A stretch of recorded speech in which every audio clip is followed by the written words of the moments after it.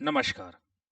आज हम लोग बात करने जा रहे हैं रिवील्ड प्रेफरेंस थ्योरी की, यानी मांग का प्रकटित अधिमान सिद्धांत। मांग का प्रकटित अधिमान सिद्धांत वास्तव में हिग्स के तटस्था वक्र के बाद प्रतिपादित किया गया, अर्थात उसी का हम एडवांस वर्जन कह सकते हैं, या उसमें जो कमियां थी उसका सुधार के रूप में सिमुल्सन ने इसे प्रस्तुत किया था।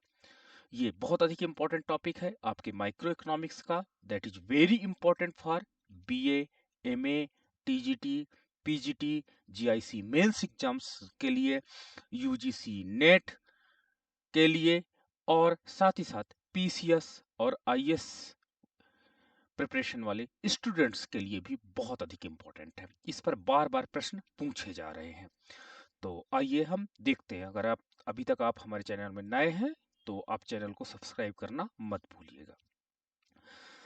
हिग्स ने अपने सिद्धांत में ये माना था कि आप किसी भी कॉम्बिनेशन पे रहिए, चाहे आप ए कॉम्बिनेशन पे रहिए, चाहे आप बी कॉम्बिनेशन पे रहिए, चाहे सी कॉम्बिनेशन पे रहिए, चाहे डी कॉम्बिनेशन पे रहिए, चाहे ई कॉम्बिनेशन पे रहिए, यानी अनधिमान वक्र के आप किसी भी कॉम्बिनेशन पे रहिए, सभी बिंदुओं पर मिलने वाली संतुष्टि जो होगी वो समान होगी। ठीक है, यानी ए कॉम्बिनेशन से मिलने वाली यूटिलिटी बी कॉम्बिनेशन पे मिलने वाली सेटिस्फैक्शन या यूटिलिटी के बराबर होगी, और बी कॉम्बिनेशन पे मिलने वाली सी कॉम्बिनेशन पे, और सी पे डी, और डी से ई पर, यानी every combination represented same satisfaction और सेम यूटिलिटी। मांग का प्रकटित अधिमान सिद्धांत इसी बात का खंडन करता है। उन्होंने कहा कि सारे कॉम्बिनेशन में समान संतुष्टि कैसे हो सकती है। अगर हमने रिवील्ड कर दिया कि सी कॉम्बिनेशन बेस्ट कॉम्बिनेशन है, तो कहीं ना कहीं कुछ मैंने परिस्थितियां देखी होंगी, और उन परिस्थितियों के अनुसार मैंने रिवील्ड किया, मैंने प्रकटित किया कि सी कॉम्बिनेशन बेस्ट है, तो सी कॉम्बिनेशन की अपेक्षा बी, डी, ए या ई सदैव कम यूटिलिटी प्रदान करेंगे। तो ये सिमुल्सन का प्रकटित अधिमान सिद्धांत है। प्रकटित अधिमान सिद्धांत यह कहता है कि कंज्यूमर जिस प्रेफरेंस को, जिस कॉम्बिनेशन को पहला प्रेफरेंस देता है, उससे अन्य कॉम्बिनेशन सदैव कम यूटिलिटी या संतुष्टि प्रदान करेंगे, और यही मांग का प्रकटित अधिमान सिद्धांत है, और इसको आपको ध्यान में रखना होगा। आइए देखते हैं, इसकी विस्तृत व्याख्या करते हैं। प्रकटित अधिमान सिद्धांत यानी रिवील्ड प्रेफरेंस थ्योरी का प्रतिपादन मांग सिद्धांत के एक वैकल्पिक के रूप में 1948 में अमेरिका के अर्थशास्त्री प्रोफेसर सैमुअल्सन ने किया था। यह सिद्धांत उपभोक्ताओं की मांग की व्यवहारिक व्याख्या को दिखाता है, बताता है, क्योंकि यह उपभोक्ताओं के अवलोकित बाजार व्यवहार पर निर्भर करता है, जो व्यवहार अर्थशास्त्र या बिहेवियर इकोनॉमिक्स का एक पार्ट है। तो इससे सबसे ज्यादा इंपॉर्टेंट क्वेश्चंस जो एग्जाम में बनते हैं, ठीक है, कि ये कब आया, पहला इंपॉर्टेंट क्वेश्चन एग्जाम में पूछा जाता है। दूसरा, किसने इसे प्रतिपादित किया, प्रोफेसर सैमुअल्सन ने। ये कहां के अर्थशास्त्री थे, अमेरिकन अर्थशास्त्री थे। तीसरा प्रश्न। चौथा आपका है, ये व्यवहारिक अवलोकित बाजार व्यवहार है, तो ये चौथा प्रश्न यहां से एग्जाम में पूछा जाता है। तो इस स्लाइड से आपको 4 प्रश्न मिल जाएंगे। प्रोफेसर सैमुअल्सन अपने सिद्धांत को मांग के तार्किक के सिद्धांत का तीसरा मूल मानते हैं। प्रोफेसर सैमुअल्सन का सिद्धांत मांग के नियम के व्यवहारात्मक दृष्टिकोण की व्याख्या करता है, जो हमको अप्लाइड या प्रैक्टिकल लाइफ में दिखाई पड़ता है, उसकी व्याख्या ये सिद्धांत के द्वारा किया जा सकता है। यानी हम इसमें बिहेवियर इकोनॉमिक्स की बात करते हैं, और बिहेवियर इकोनॉमिक्स को इसमें देखते हैं। मार्शल द्वारा विकसित उपयोगिता विश्लेषण तथा इनका तटस्था वक्र विश्लेषण उपभोक्ता की मांग की व्याख्या मनोवैज्ञानिक दृष्टिकोण से करते हैं। ठीक है, तो तटस्था वक्र विश्लेषण उपभोक्ता की मांग वक्र का व्याख्या मनोवैज्ञानिक दृष्टिकोण से करते हैं, और इन्होंने उपयोगिता विश्लेषण का प्रयोग किया था प्रोफेसर मार्शल ने, और व्यवहारात्मक दृष्टिकोण जो है वो वास्तव में प्रोफेसर सिमुलसन ने प्रयोग किया। ठीक है, तो ये पॉइंट आप याद रखिएगा, व्यवहारात्मक दृष्टिकोण, उपयोगिता विश्लेषण और मनोवैज्ञानिक दृष्टिकोण। तो मनोवैज्ञानिक दृष्टिकोण आपका हिक्स का है, आपका उपयोगिता विश्लेषण प्रोफेसर मार्शल का है, और व्यवहारात्मक दृष्टिकोण जो है वो प्रोफेसर सैमुअल्सन का है। तो ये पॉइंट आपका इंपॉर्टेंट बन जाता है। सिद्धांत की मान्यताएं क्या क्या है, तो ये हम देखते हैं। तो सिद्धांत की मान्यताएं निम्नलिखित है। पहली सिद्धांत की मान्यताएं हैं, उपभोक्ताओं का चयन उनके अधिमान को प्रदर्शित करता है। अधिमान यहां पर होगा, अधिमान को प्रकट करता है। ठीक है, चयन। सपोज दैट मैंने एक कॉम्बिनेशन चुन लिया है, तो वो मेरा प्रेफरेंस है, दैट इज बेस्ट कॉम्बिनेशन है, वो मेरे अकॉर्डिंग सबसे अच्छा कॉम्बिनेशन है, वही मेरा प्रेफरेंस है। तो ये जो चयन है वो मेरा प्रेफरेंस को रिप्रेजेंट करता, पहली मान्यता है। दूसरा, उपभोक्ता एक विवेकशील प्राणी है। ठीक है, और विवेकशील प्राणी मतलब ये होता है कि वो सोच सकता है, समझ सकता है, और उसको पता है कि कौन सा प्रेफरेंस बेस्ट है और कौन सा प्रेफरेंस वर्स है, यानी सब खराब है। तो इसके विषय में विवेचना किया जा सकता है। कम वस्तुओं को, उपभोक्ता एक विवेकशील प्राणी है। विवेकशील प्राणी का मतलब होता है कि वो निर्णय ले सकता है, और जो उसके द्वारा निर्णय लिया जाएगा वो वास्तव में बेस्ट निर्णय होगा। ठीक है, तो इस प्रकार यहाँ पर विवेकशील प्राणी की एक मान्यता जोड़ी गई है कि उसके द्वारा जो किया गया कार्य है, जो उसके द्वारा चुनाव किया गया कॉम्बिनेशन है, that is the best combination होगा, और वो कम वस्तुओं की तुलना में अधिक वस्तुओं को अधिमान देता है। ठीक है, अधिमान। ठीक है, तो कभी भी कोई विवेकशील प्राणी कम वस्तुओं को नहीं पसंद करेगा, अधिक वस्तुओं के कॉम्बिनेशन को चुनेगा, चाहे यूटिलिटी के बेस पे हो, चाहे उसके टेस्ट के बेस पे हो, कोई ना कोई ऐसा प्रेफरेंस होगा जो उसे एक पर्टिकुलर सिलेक्शन के लिए विवश करेगा। दी हुई कीमत आय स्थिति में उपभोक्ता दो वस्तुओं के किसी एक संयोग को चुनता है। ठीक है, दो वस्तुओं में से किसी एक संयोग को चुनेगा, अर्थात तो दोनों संयोग चुनने के लिए तटस्थ नहीं है, केवल उसको एक कॉम्बिनेशन को चुनना, और वो एक कॉम्बिनेशन का ही चुनाव करेगा। उपभोक्ताओं की रुचियों में कोई परिवर्तन नहीं होता है। ठीक है, जो उसका टेस्ट है वो टेस्ट में अब परिवर्तन नहीं होगा, जो कॉम्बिनेशन है उसी में से अपने टेस्ट को बनाना होगा।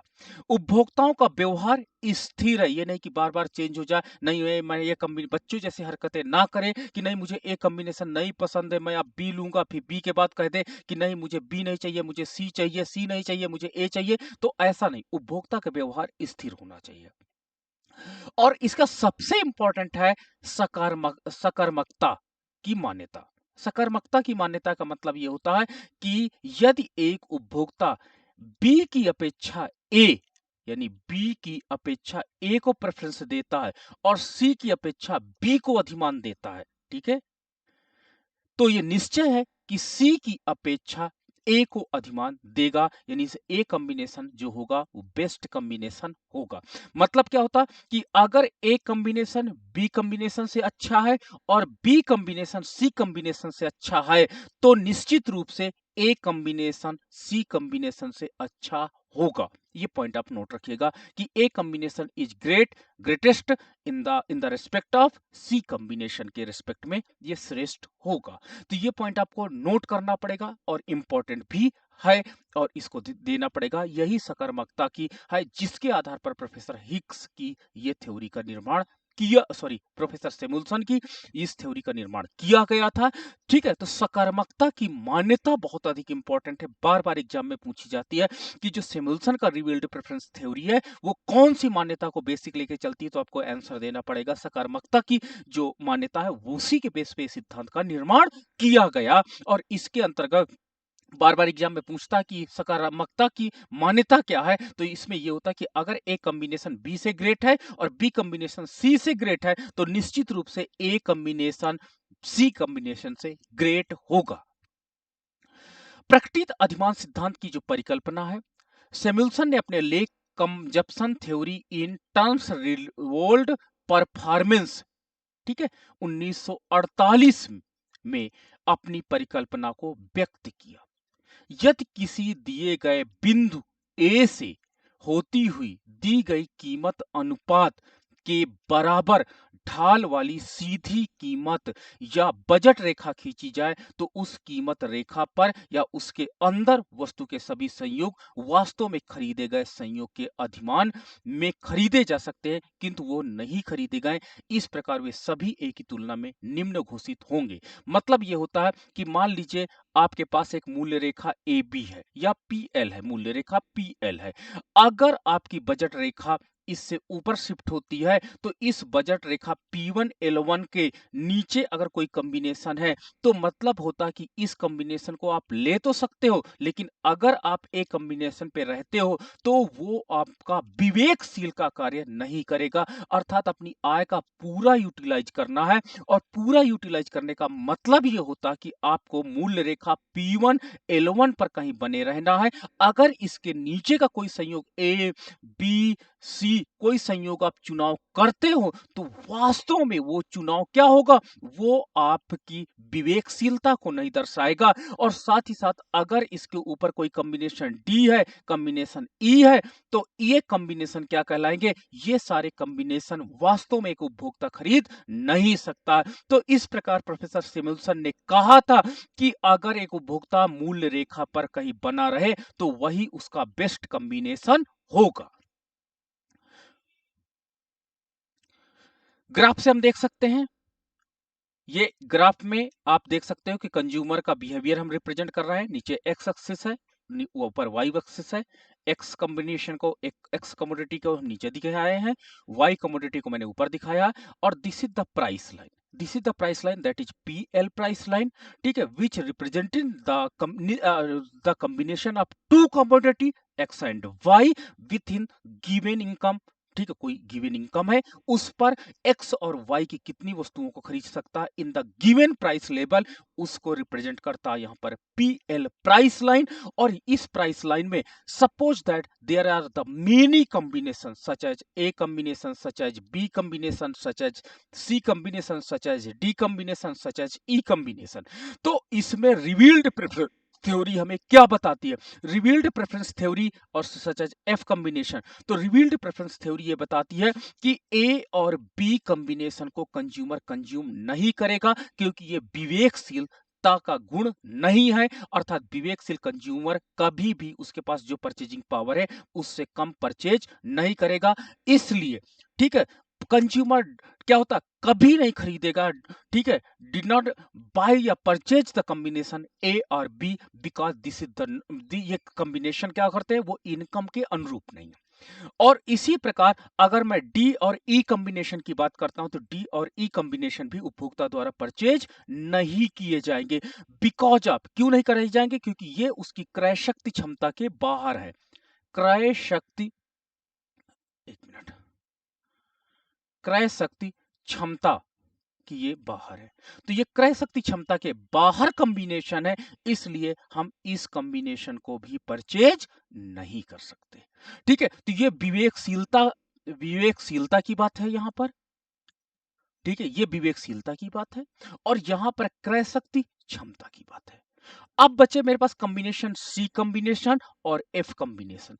अगर उपभोक्ता प्रेफरेंस करता है रिवील्ड प्रेफरेंस थ्योरी के अंतर्गत कि मुझे सी कॉम्बिनेशन चाहिए, तो वो एफ कॉम्बिनेशन सेम यूटिलिटी नहीं प्रोवाइड करेगा। सी कॉम्बिनेशन ऑलवेज एफ कॉम्बिनेशन से बेस्ट रहेगा, बेटर रहेगा, और चाहे भले कि एफ कॉम्बिनेशन आपकी मूल्य रेखा पर स्थित हो, लेकिन वो कभी भी कंज्यूमर क्या करेगा, अगर उसने सी कॉम्बिनेशन को चुन लिया तो वही उसका बेस्ट कॉम्बिनेशन होगा, और उससे इतर कोई भी अन्य कॉम्बिनेशन कम यूटिलिटी प्रोवाइड करेंगे। That is called revealed preference theory. तो this is revealed point, revealed combination, जो कंज्यूमर मूल्य रेखा पर स्थित कोई बिंदु को चुन लेता है और वही उसका बेस्ट कॉम्बिनेशन होता है। अब हम बात करते हैं प्रकटित अधिमान सिद्धांत। प्रकटित अधिमान सिद्धांत मार्शल के उपयोगिता विश्लेषण तथा हिक्स के तटस्था वक्र विश्लेषण से श्रेष्ठ है। ये पॉइंट आप नोट रखिएगा, ठीक है। ये एडवांस वर्जन है। मार्शल के उपयोगिता विश्लेषण के बाद तटस्था वक्र विश्लेषण प्रोफेसर हिक्स ने चालू किया, और हिक्स के बाद प्रोफेसर सिमुलसन ने रिवील्ड प्रेफरेंस थ्योरी को स्टार्ट किया, वो श्रेष्ठ है, जिनमें निम्न प्रकार से स्पष्ट किया जा सकता है। ये विश्लेषण तटस्थ वक्र विश्लेषण के इस मान्यता से मुक्त है कि उपभोक्ता अपनी समस्त आय को केवल 2 ही वस्तुओं पर व्यय करता है, ठीक है, ओनली 2 कमोडिटीज पर व्यय करता है। यह सिद्धांत अधिक व्यवहारिक है, ठीक है। यह विश्लेषण बाजार में उपभोक्ता की वास्तविक व्यवहार पर आधारित है। यह उन संयोगों पर कोई ध्यान नहीं देता जो उपभोक्ता कभी नहीं खरीदेगा। यह विश्लेषण जिन परिस्थितियों का विवेचन करता है वो बाजार में वस्तुओं की वास्तविक कीमत और उन कीमत पर उपभोक्ताओं की उन वस्तुओं के मांग से संबंधित होती है। यह विश्लेषण तटस्थ वक्र विश्लेषण के इस मान्यता से मुक्त है, ठीक है, उपभोक्ता अपनी समस्त मौद्रिक आय को व्यय कर देता है, ठीक है। यह सूचकांकों इंडेक्स के नंबर के निर्माण में सहायक है, ठीक है। यह कल्याणकारी अर्थशास्त्र को आधार प्रदान करती है। सीमाएं उपभोक्ता विश्लेषण तथा तटस्थ वक्र विश्लेषण से श्रेष्ठ होते हुए इस सिद्धांत की कुछ सीमाएं हैं जो निम्नलिखित है। यह सिद्धांत उपभोक्ता के व्यवहार में तटस्थता की संभावना की उपेक्षा करता है, न्यूट्रलिटी की बात नहीं करता है। आलोचकों के अनुसार अनेक अवलोकनों के आधार पर उपभोक्ताओं के अधिमान का निर्धारण किया जाए तो तटस्थता की संभावना सदैव बनी रहती है। चित्र के अनुसार जो आपके पास मूल्य रेखा या आय की रेखा है, उपभोक्ता एक्स और वाई के सी संयोगों का चुनाव करता है। प्रोफेसर अंगर्स्ट के अनुसार सी के आसपास एनएम के प्रति उपभोक्ता तटस्थ है। उपभोक्ता वक्र विश्लेषण की बात प्रकृति अधिमान सिद्धांत स्थानापन्न प्रभाव यानी सब्स्टिट्यूशन इफेक्ट के आय प्रभाव से पृथक नहीं करता है। यह सिद्धांत मांग परिवर्तन की स्पष्ट व्याख्या भी प्रस्तुत नहीं करता है। यह सिद्धांत केवल व्यक्तिगत मांग की व्याख्या करता है, बाजार मांग की व्याख्या नहीं करता है। मांग के धनात्मक आय लोच पर आधारित होने के साथ यह सिद्धांत गिफिन विरोधाभास ऋणात्मक आय से संबंधित है और दी हुई कीमत आय स्थिति की मान्यता से गलत है। तो इस प्रकार हमने देखा रिवील्ड प्रेफरेंस थ्योरी और रिवील्ड प्रेफरेंस थ्योरी के अंतर्गत देखा कि किस प्रकार एक उपभोक्ता अपने संतुलन की स्थिति में बना रहता है। तो ये आपका था, ये टॉपिक आपको कैसा लगा इस पे जरूर हमको बताइएगा। अगर आपका कोई प्रश्न हो तो जरूर हमसे पूछिएगा। This is the reference site. So much thank you.